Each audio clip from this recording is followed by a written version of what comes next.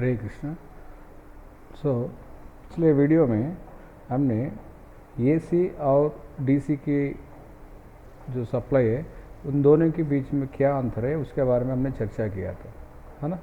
तो डीसी का दूसरा नाम है यूनी डायरेक्शनल करंट और एसी का बोलेंगे अल्टरनेटिंग करंट। हमने उस चर्चा में हमने ये ध्यान दिया था कि एसी के अंदर जो वोल्टेज जो भी इंड्यूस होते हैं एसी सप्लाई में वो इस तरफ का होते हैं, है ना। तो ये कैसे आ रहा है ये वेव फॉर्म, इसको समझने के लिए हमने और एक बार ये जो जनरेटर का कॉन्सेप्ट के बारे में चेक करेंगे। तो हमने जनरेटर में हमने क्या समझा, अगर ये कंडक्टर ये है और ये बी है, इस कंडक्टर को दो मैग्नेट के बीच में अगर हम घुमाएंगे तो क्या होगा, जो दोनों के टर्मिनल के बीच में पोटेंशियल डिफरेंस क्रिएट करेगी या पोटेंशियल डिफरेंस बनेगी। तो हमने उस दौरान सबसे पहले समझ लेते हैं कि कंडक्टर ये इस पोजीशन में जैसे जैसे ये नॉर्थ पोल की तरफ आएगी तो वो जीरो से लेके वोल्टेज बढ़ेगी, पोटेंशियल भी बढ़ जाएगी ए के अंदर। इसके बाद ये जैसे ये नॉर्थ पोल से दूर जाएगी ये जो पोटेंशियल है वो भी कम घट के जीरो हो जाएगी। ये आधा रिवॉल्यूशन में हो गया। फिर बाकी आधा रिवॉल्यूशन में जैसे ये कंडक्टर इधर से फिर वापस आएंगे तो क्या होगा, आधा रिवॉल्यूशन में ये कंडक्टर साउथ पोल की नज़दीक में जाएगी। तो मतलब ये नेगेटिव पोटेंशियल डेवलप हो रहा है या लोअर पोटेंशियल डेवलप हो रहा है, और कुछ देर के बाद ये साउथ पोल की सेंटर में आएगी ये कंडक्टर, फिर वापस जीरो में आएगी। तो मतलब ये पॉजिटिव ये नेगेटिव या हायर पोटेंशियल लोअर पोटेंशियल। तो जो एक रिवॉल्यूशन में अगर कंडक्टर को हम लोग एक रिवॉल्यूशन घुमाते हैं तो हमें मिल रहा है एक पॉजिटिव हाफ साइकिल एक नेगेटिव हाफ साइकिल। तो इसी को हम लोग कहते हैं कि साइकिल बोलेंगे एसी टर्मिनोलॉजी में। तो जनरेटर की जो कंडक्टर है उसको एक रिवॉल्यूशन घुमाने से हमें एक साइकिल मिल रहा है।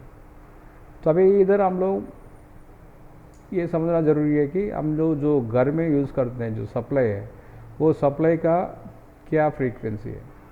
तो पूछेंगे तो बोलेंगे 50 हर्ट्ज। तो इसका मतलब क्या है, इसका मतलब ये है कि 50 साइकिल्स पर सेकेंड।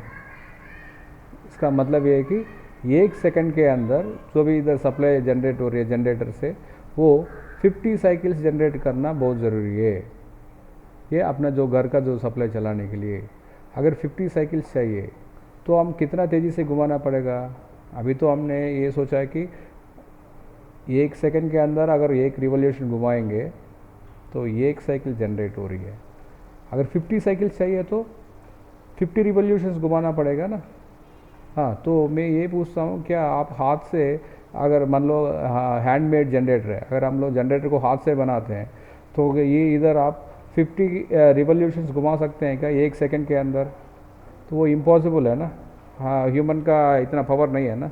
तो इसीलिए हम क्या करेंगे, ये जो जनरेटर को ये मशीन्स के कनेक्ट करते हैं। फॉर एग्जांपल इधर एक डीजल इंजन कनेक्ट कर दिया मैंने। सो डीजल इंजन कनेक्ट करने से क्या होगा, डीजल इंजन 50 रिवॉल्यूशंस एक सेकंड में आसानी से घूम सकते हैं। तो फिर इधर 50 साइकिल्स जनरेट हो जाती है, ठीक है ना। तो प्रैक्टिकली अगर आपको कहीं कहीं सिस्टम्स है जहाँ पे आप 50 रिवॉल्यूशंस एक सेकंड में नहीं ला सकते हैं लेकिन फिर भी आपको जनरेटर बनानी है तो कैसे बना सकते हैं। फॉर एग्ज़ाम्पल ये डीजल इंजन की जगह पे अगर मैंने इधर कोई बुल्स, हमने पिछले बार भी डिस्कस किया था, अगर बैल को यूज़ करके इसको मैं घुमाता हूँ तो बैल इतना तेज़ी से तो नहीं घूमते हैं ना, बैल बहुत स्लोली चलते हैं। तो अगर मैं बैल को यूज़ कर ये वाला जो शाफ्ट है ये ऐसे दो बैल को कनेक्ट कर दिया मैंने, अगर उसके सहायता से मैं इसको घुमाता हूँ तो स्पीड तो इतना ज़्यादा नहीं मिलेगी। उस केस में हम लोग इधर 50 साइकिल्स कैसे लेके आ सकते हैं, तो उस केस में हम लोग फिर थ्योरेटिकली देखना पड़ेगा। हमने इधर क्या सोचा, अगर दो पोल्स हैं, अगर एक रिवॉल्यूशन घुमा रहे हैं तो हमें एक साइकिल मिल रही है ना। तो अगर हम लोग दो की जगह पे अगर मैं 4 पोल्स यूज़ करता हूँ तो क्या होगा, तो एक नॉर्थ पोल, इधर एक साउथ पोल, और इधर एक नॉर्थ पोल, इधर एक साउथ पोल। अगर मैं इस तरफ का एक मशीन बनाता हूँ तो एक सेट ऑफ पोल्स के लिए क्या होगा, एक साइकिल बन जाएगी, दूसरा सेट ऑफ पोल्स के लिए और एक साइकिल बन जाएगी। तो हमें क्या करना, अभी कितना साइकिल बन रहा है, 2 साइकिल्स पर सेकंड, मतलब एक सेकंड के अंदर 2 साइकिल मिल रहा है हमको।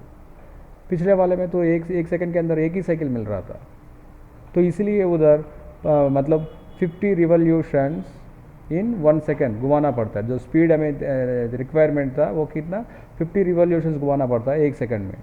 लेकिन इधर क्या है, हमें एक सेकंड के अंदर 2 साइकिल मिल रही है, तो इसके लिए सिर्फ हम लोग 25 रिवॉल्यूशंस घुमाएंगे, फिर भी हमें 50 हर्ट्ज मिल जाएगी। 25 इंटू 2 50 हर्ट्ज मिल जाएगी।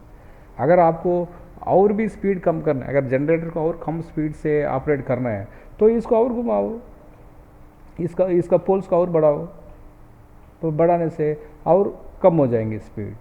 तो इस तरह ये अगर ये कॉन्सेप्ट समझ में आ गया तो आप सोच सकते हैं कि प्रैक्टिकली ऐसे बहुत सारे सिचुएशंस हैं जहाँ पे हमको स्पीड अगर ज़्यादा नहीं मिल रही है, फिर भी हमें 50 रिवॉल्यूशंस और 50 साइकिल्स जनरेट करनी है, तो किस तरफ का जनरेटर को मॉडिफाई कर सकते हैं, पोल्स बढ़ा के हम लोग सेम 50 साइकिल्स जनरेट कर सकते हैं।